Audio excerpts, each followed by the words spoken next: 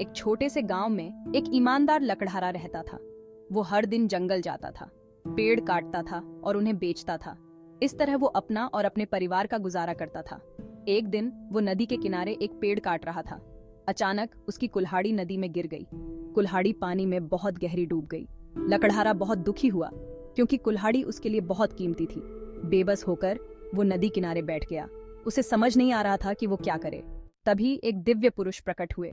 उन्होंने लकड़हारे को रोते हुए देखा। दिव्य पुरुष ने पूछा, भाई तुम इतने दुखी क्यों हो? लकड़हारे ने जवाब दिया, मेरी कुल्हाड़ी नदी में गिर गई है। यही मेरे गुजारे का एकमात्र सहारा था। अब मैं अपने परिवार का पालन पोषण कैसे करूंगा? दिव्य पुरुष ने कहा, चिंता मत करो, मैं तुम्हारी मदद करूंगा। अपनी शक्तियों का उपयोग करते हुए दिव्य पुरुष ने नदी से एक सोने की कुल्हाड़ी निकाली। दिव्य पुरुष ने पूछा, क्या ये तुम्हारी कुल्हाड़ी है? लकड़हारे ने जवाब दिया, नहीं, यह मेरी कुल्हाड़ी नहीं है। फिर दिव्य पुरुष ने नदी से एक चांदी की कुल्हाड़ी निकाली। उन्होंने फिर पूछा, क्या यह तुम्हारी कुल्हाड़ी है? लकड़हारे ने एक बार फिर जवाब दिया, नहीं, यह भी मेरी कुल्हाड़ी नहीं है। मेरी कुल्हाड़ी तो लोहे की बनी हुई थी। अंत में दिव्य पुरुष ने लोहे की कुल्हाड़ी निकाली।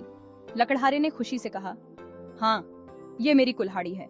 लकड़हारे की ईमानदारी देखकर दिव्य पुरुष बहुत प्रसन्न हुए।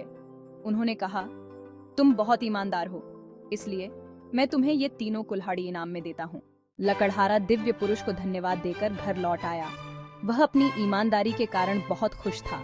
उसने सीखा कि ईमानदारी सबसे बड़ी दौलत होती है। यह कहानी हमें सिखाती है कि हमें हमेशा ईमानदार रहना चाहिए, चाहे कुछ भी हो जाए। ईमानदारी से हमें हमेशा सुख और समृद्धि मिलती है।